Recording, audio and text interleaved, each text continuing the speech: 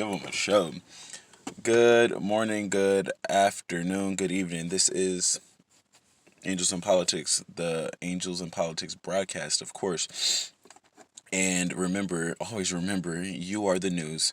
I'm your host, the White Collar Goon, the creative and artistic manifestation of Angels in Politics. And shouts out to my homegirl. I just wanted to say that before we get into it. Um, have you had your dinner? Have you had a? Oh, that's actually pretty good. Have you had your breakfast? Okay, so you're still fasting.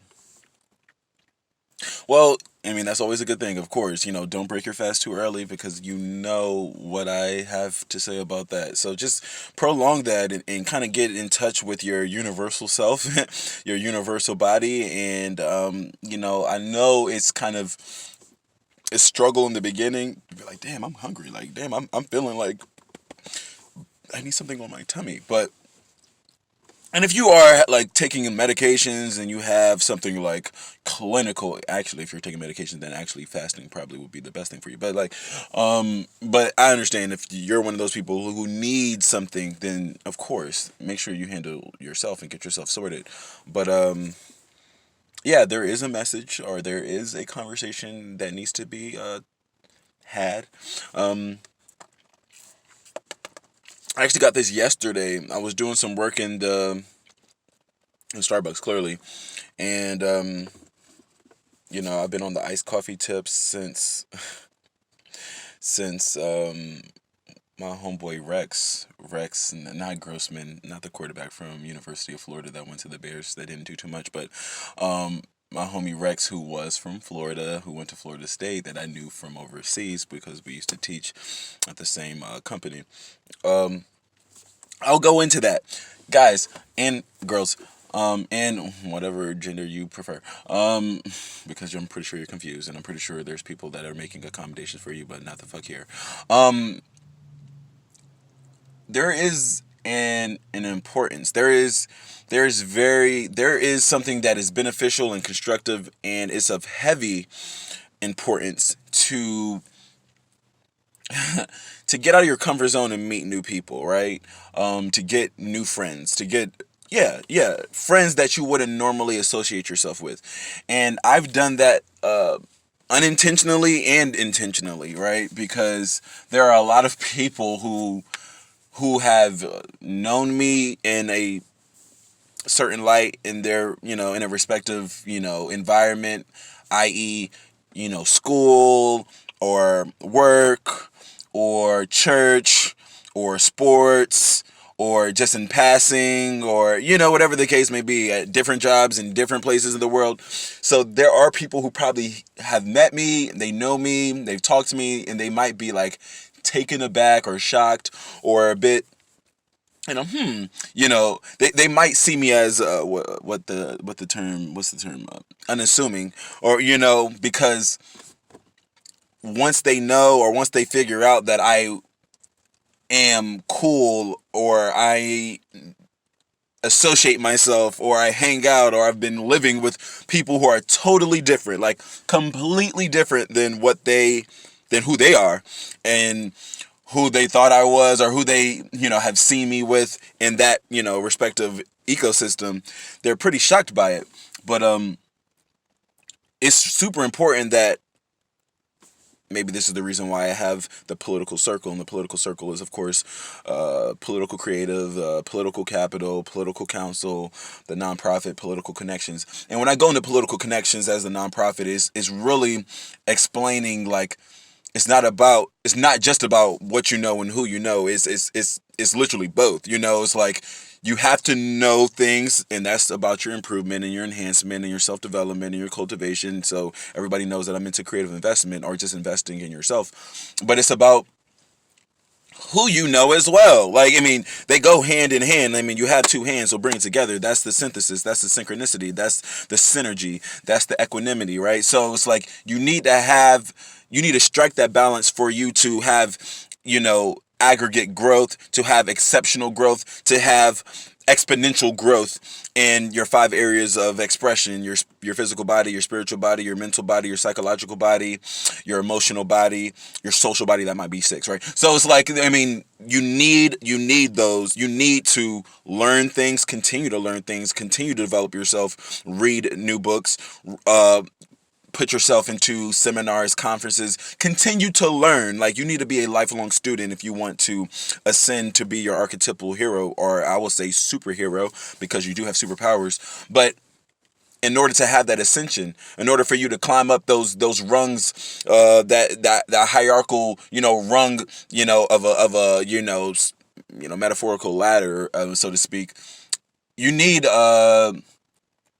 guides, you need mentors, you need people who think differently than you, who operate differently than you, who come from a different background, who have a different environment, who have a different frame of mind, who have a different spectrum of consciousness. Maybe their spectrum of consciousness is a bit more expansive than yours, and you should be associating yourself with people who have a wider perspective, who have different ideologies, who were brought up with a different system, in a different system of synthesis, right? So somebody says, what the fuck does that have to do with coffee? The thing is, me meeting this white guy from fucking, whatever conservative Republican place that he came from in Florida, and me seeing, like, us two probably wouldn't, not probably, definitely, probably wouldn't have hung out together back at home. Me being from, Virginia, or even if I would have went to Florida and I went to Florida State, we probably maybe wouldn't have, been buddy sipping beers together, smoking weed together, because that wouldn't have been, like, that wouldn't have been his personality, wouldn't have been my personality. And the fact of the matter is, I've learned so much, I've developed so much. I mean, I've experienced, vastly different interactions, experiences, lifestyles, people, so on and so forth, elements of the world, because of the fact that I met new people and I lived with different people, and I continue to push to meet different people and associate myself with different people. And sometimes that can be confrontational, sometimes that can be combative, sometimes that can be it could be an issue, because me and Rex, we never like fought or anything, but we did have disagreements. And people who I've lived with, we've had disagreements, and that's a good thing. That's a great thing. Thoughtful disagreements is what Ray Dalio talks about. Thoughtful discourse, thoughtful disagreements, because that's how you triangulate your belief system with somebody else's, and then you figure out, hey, I never really thought about things that way. I never really looked at things that way. I never even imagined. Do you get what I'm saying? It was inconceivable for me to think this way prior to me meeting you, but now that I have met you, whatever individual that is, now I can start to piece things together. Now the term of empathy and compassion and sympathy plays a bigger role in my life when I talk about the angel market, when I talk about the spiritual market, when I talk about, not just the political market, but, altruism, benevolence, compassion, caring, scaling appreciation, scaling your passion, scaling encouragement, scaling empathy. Empathy is a huge thing that I need to work on. Empathy is an incredible, feat that I have a personal challenge with, because I am such a, this kind of person, dominant person, domineering person, self-reliant, self-confident, leaning on my own understanding, go after it, go getter, aggressive, assertive. If you're in my way, you will fucking lose kind of person. And it helped me tremendously for me to be able to put myself in other people's shoes, because now I can think about it. It's like, I've met people like this. I've worked with people like this. I've been on teams, in group sports or team sports and group activities with people like this, and now I'm able to collaborate, now I'm able to synthesize, now I'm able to be a more effective communicator, a more effective leader, a more effective role model, or maybe not, maybe I'm not a leader, maybe I'm more of an effective follower now, maybe I can be a more effective listener. Yes, Gabriel, you need to work on your listening. So because of that, it was extremely beneficial. Like,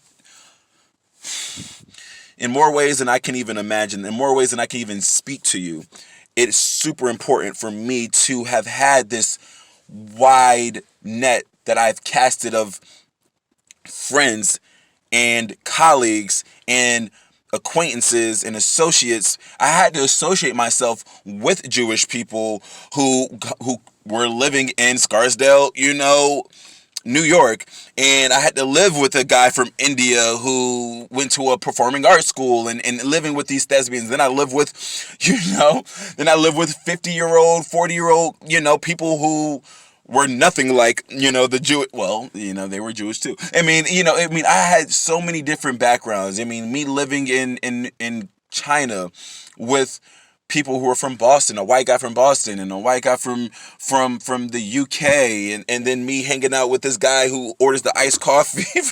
All of these things were like, that wasn't my upbringing. You know what I'm saying? Like, none of this was my upbringing. None of this was like the people who I know or who I knew from around here. But that is what sparked the change. That's what sparked the development for me to go to astronomical levels with my thought process, right? So if it wasn't for me living in George Mason, if it wasn't for me having a roommate like my boy Jordan, who's right now killing the game in San Francisco as a data scientist, data programmer, big data evangelist, if it wasn't for me like hanging out with that dude, and not only hanging out, like he became like a brother to me, you know what I'm saying? And for me to interface with him, for me to apply, the application is the key. Somebody says, "Is knowledge power?" No, knowledge applied is power. Knowledge applied is power. Knowledge applied is power, but knowledge applied through experience is wisdom. So if it wasn't for the application of what I was learning from my homie Jordan, that programming, that played into my interface, and that's because of those conversations, because of me looking at a guy who, lived with me for a few years, and I was seeing him transcend and going to Dubai and going to Thailand and going to Jordan and Cyprus and going to, places in the Middle East and traveling to Iceland by his fucking self. By himself, he was in Seoul, Korea. By himself, he was taking these, grand, lavish. It was so crazy. It's so wild that when you speak it to other people, especially people who look like me, especially people who are from America who look like me, like when you would tell somebody, there's somebody out here who I know who goes on these, international trips by themselves, they won't be able to fathom it. They won't be able to conceptualize it. They will say, well, maybe he's doing something illegal. Matter of fact, my parents actually thought he must be doing bad things. You must be doing something bad because if you're out here and you're performing or accomplishing or aspiring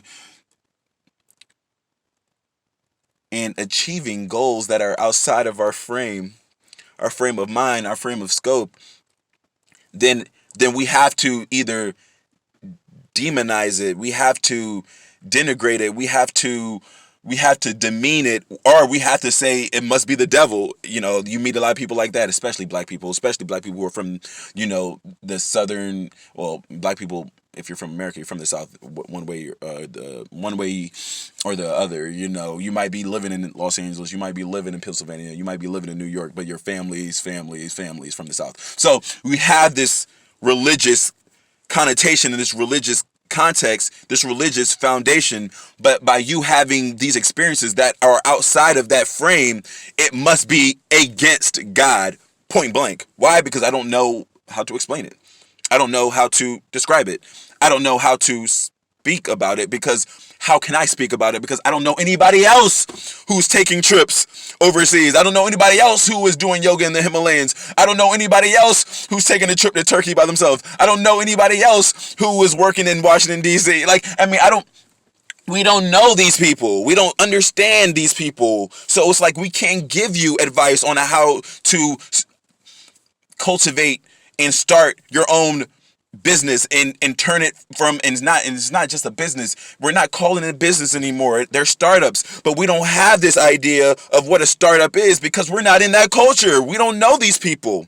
Do you feel what I'm saying? So it's like there's so much growth. There's so much, you have so much potential inside of you, but it's only going to be awakened, and it's only going to be triggered, and the only way you can stoke those fires and get those flames to grow at a mind-blowing level is to get out there and talk to some different people and be like, whoa, bro, you're putting me on game. Whoa, bro, I didn't even know that. Yo, I didn't even realize that type of shit, bro. Tell me more. How did you do that? And be curious. I understand everybody's not going to be as curious and as inquisitive and as like out there as I am, but you shouldn't be. You should be curious for yourself, right? So it's like for me, living with people who didn't look like me, most of my friends, most of my family, most of the people who I knew, who I know now, can never do these types of things. One, they're not, my personality archetype, of course. They're not extremely extroverted. They don't feed off, social environments. They may not be extroverted, intuitive, feeling, perceiving person who can instinctively, feel when things are going certain ways, and they don't have the desire to meet and people. They don't have the desire to be creative. In order to be creative, there is a certain, there are characteristics and traits that are within a person that makes them creative. Put it that way. And creative, a basis, or the foundational basis to me of creative or creativity, is a burning desire for learning new things and being curious. And that's curiosity, and that's inquisitiveness, and that's being intrigued. And when you like to be intrigued, you want to continue to learn. There's a lot of people who will they will articulate to me, and they know this, like, I'm not a creative person. And I'm saying, well, why do you say that? Because they don't want to learn new things. They don't want to try new foods. They don't want to drink different beverages and try new wines. They don't want to hang out with people who don't look like them. They don't want to live in a house with a Muslim person and a Jewish person or a non-religious person who's atheist. Like, they don't want to have all of this around them because that might affect them adversely. They don't see that as a benefit. They don't see that as a way to grow. They see that as a way to take something away from them. If you are that person, I would say that's okay. I would say maybe you should find ways to still benefit yourself and learn and cultivate yourself. You don't have to move in a house with brand new people. You don't have to live in hostels like I do. You don't have to put yourself in and extremely different. Well, I think you should be putting yourself in extremely different environments, but you don't have to go hard and, jump off volcanoes in New Zealand. You don't have to go parasailing in Rio de Janeiro. You don't have to swim in the hot springs and geysers in Reykjavik, fucking Iceland. Like, if that's not your thing, I'm not telling you should be doing that. But I'm saying part and parcel, like, you are getting better. You are improving. You are increasing your consciousness, your education, your spiritual body, mental body, emotional body, social body, physical body. Anytime you go out there and you humble yourself and say, bro, I don't know, and I want to know some new things. I want to learn some new things, right? So, people figured out, like, yo, Gabe, like, sometimes I see you drinking tea, then I see you drinking coffee, then I see you eating vegetarian meals, then I see you eating meals with meat in it, then I see you hanging out with these kind of people, then I see you hanging out with that kind of people, then I see you, like, doing yoga, then I see you lifting heavy weights, and you're doing things that are contradictory, but they're not contradictory. I'm telling you, you can have both. Like, it's not just what you know and it's who you know. Like, no, it's who you know and what you know. It's both. That's the connection. You must connect these pieces. I understand everybody's not going to be this way, and I don't want you to be this way. I want you to be your way. I want you to be your way, and I want you to improve upon your way and figure out who you are and get some different friends. Associate yourself with some better friends. Associate yourself with people who are doing things differently than you, think differently than you, and listen to them. Listen to them. You don't have to, like, internalize. Take things with a grain of salt. Take what I'm saying as a grain of salt. Please don't sit there and think I'm some aficionado of life. No, like, listen to what I'm saying. If you think I'm chatting shit, then call me out on it and then prove upon it. Prove me wrong.